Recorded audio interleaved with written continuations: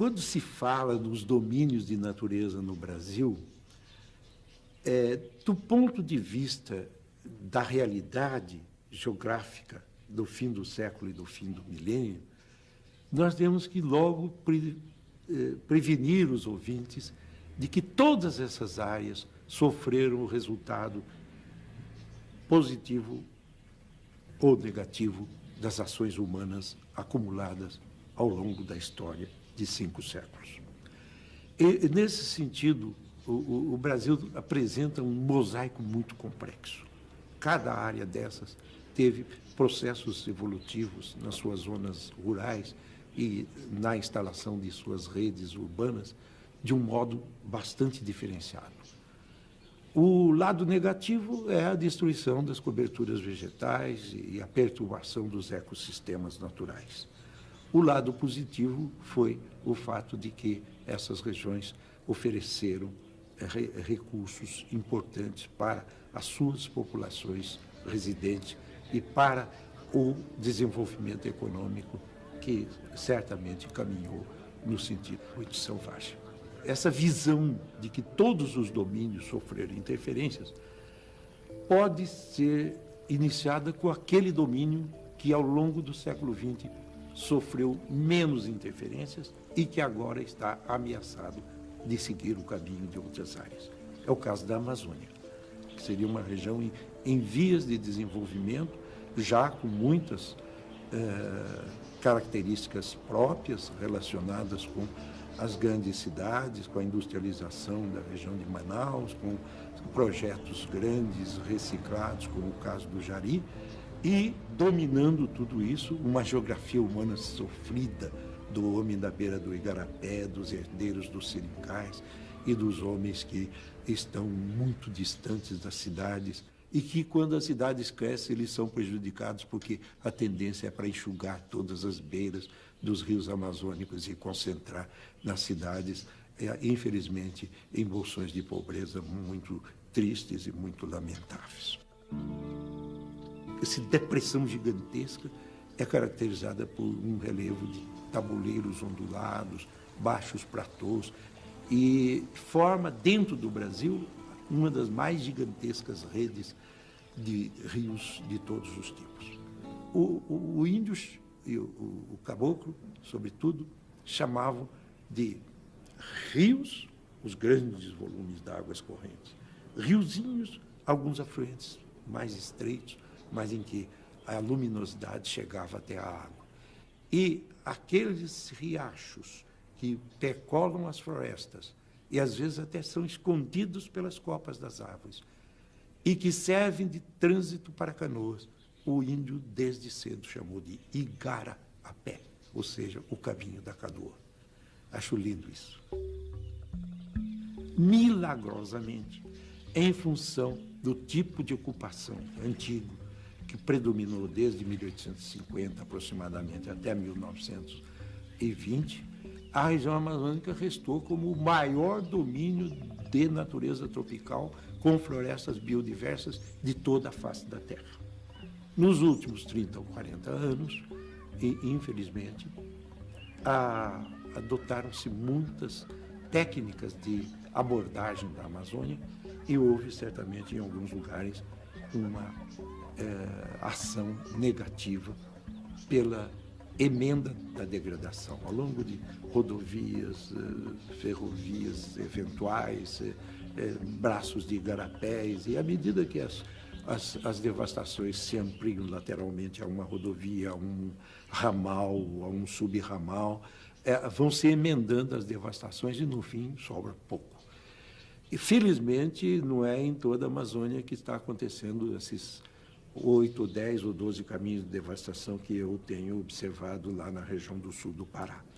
Mas, de qualquer maneira, os governantes têm que ter um alerta especial para esta interconexão da predação em função até mesmo da implantação de infraestruturas modernizantes.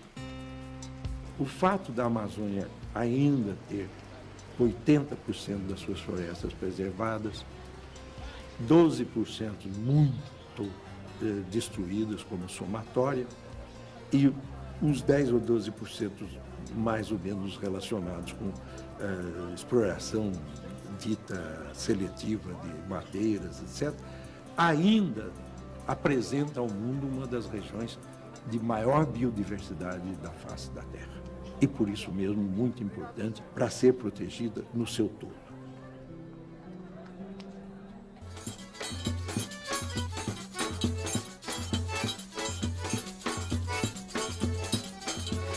O domínio de natureza que recebe o nome de caatingas e que, na realidade, é um domínio de vegetação semiárida complexa, com muitos ecossistemas semiáridos, esse domínio ocupa 750 mil quilômetros quadrados da área.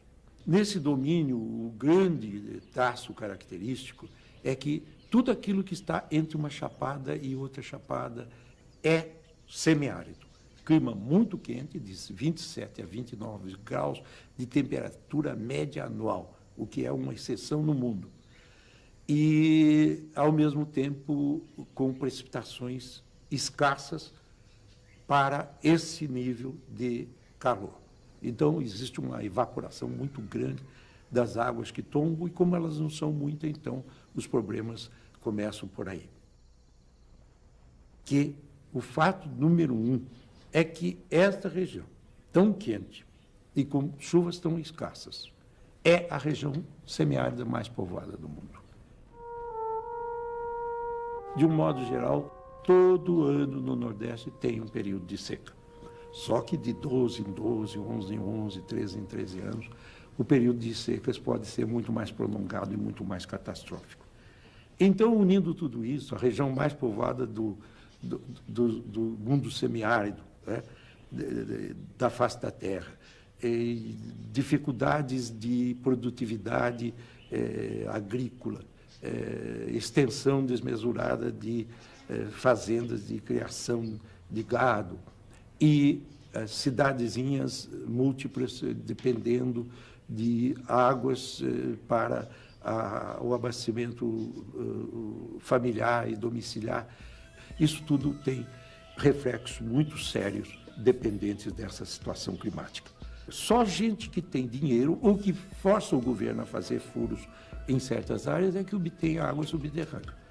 A gente vê aqueles jeguezinhos carregando pipotes e as crianças tangendo os jegues e eles vão lá para o centro do rio, em lugares que eles sabem que a água está mais à flor da areia do leito do rio e retira a sua água e leva para a sua família, né? A criança lá trabalha familiarmente de um modo complementar permanente, não é como a criança do Brasil do Sudeste, etc., que tem muitos outros problemas.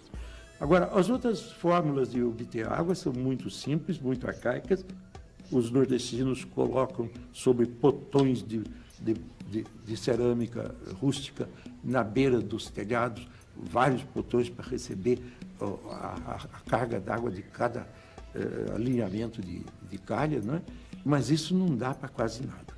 E, em função disso, a gente tem que saber que a água que é possível de reservar por esses processos mais rústicos é menor do que a água de que qualquer pessoa aqui do Sudeste gasta num banho, sendo que aquela água é para durar durante todo o período seco, não é? Isso é um drama que me amola muito e inclusive, a gente vai aprendendo a economizar água até na região que tem muita água, porque sabe que alguém está precisando da água para cozinhar, para beber, para banho, etc., para higiene pessoal.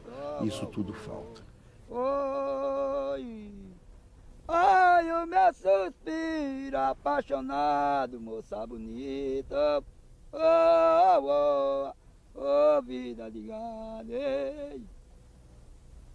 O terceiro domínio é o domínio dos planaltos centrais, nivelados nos seus topos por apreidamentos antigos, aos quais nós chamamos de domínio dos chapadões centrais, recobertos por cerrados, cerradões e campestres, e interpenetrado ao longo dos vales e das regiões mais deprimidas por corredores florestais, com grande número de palmáceas que, de resto, são altamente decorativas na visão paisagística. O Brasil tropical atlântico é muito úmido desde a fronteira do Rio Grande do Norte com a Paraíba até o extremo sul do país. É aquilo que os ambientalistas e ecologistas simplificam chamando de área da Mata Atlântica. A essa região eu resolvi aproveitar um termo de Pierre de Fontaine chamado Mar de Bolos.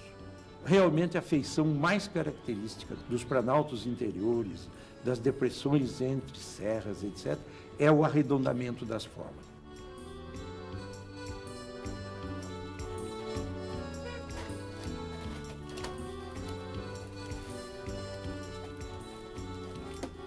Essas regiões acabaram por ter uma organização complexa e uma auto-organização.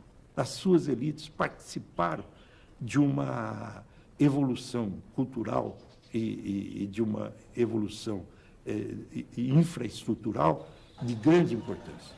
Quer dizer, do ciclo do café se geram recursos que passam depois para o ciclo das ferrovias, que alimentam a imigração europeia e asiática para o Brasil, e de repente um estado como São Paulo conseguiu ter infraestruturas mais rápidas, modernizantes do que o restante do Brasil, né? Bom, para o sul tem dois outros domínios, né? O domínio dos planaltos de Araucária,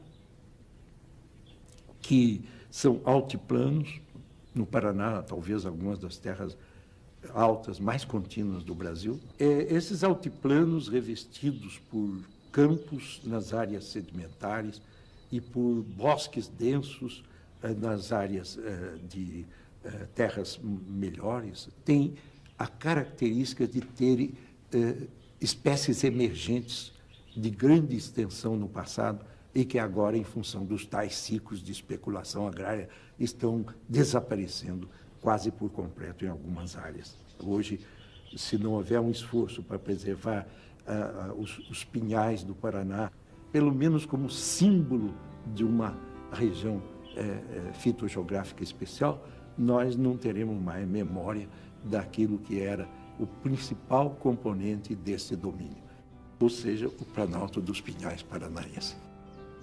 E mais para o sul, mas em muito pequena área, se estende a campanha gaúcha.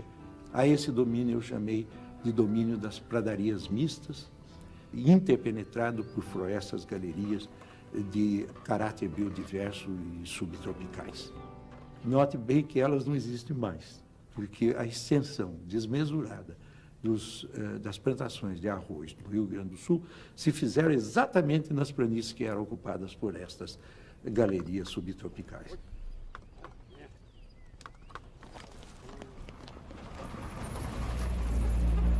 Existe todo um movimento que evoluiu nos últimos 25 anos, pedindo a atenção dos governantes para que façam reservas grandes de cada um dos domínios de natureza brasileira, integradamente, solo, micro-organismos do solo, vegetação e condições microclimáticas. Essas unidades foram espalhadas pelo Brasil inteiro, graças a ações de pessoas esclarecidas, de pessoas voltadas para a problemática da conservação. Às vezes, pequenos espaços têm que ser também preservados, como, por exemplo, certas ilhas de cactos que sobraram no meio de áreas montanhosas. Essas ilhas de coisas que representam os climas do passado precisam ser defendidas a todo custo. Na realidade, existem tantos Brasis quanto aqueles que a gente pode identificar no território. E em todas essas áreas também tem conotações de regiões culturais diferenciadas. Não dá para dizer que só tem um Brasil caiçara e caipira e depois um Brasil homogêneo no restante do conjunto. Na realidade, existem muitas áreas culturais diferenciadas e que estão sobrepostas a cada um desses domínios de natureza, sem que nisso haja nenhum determinismo.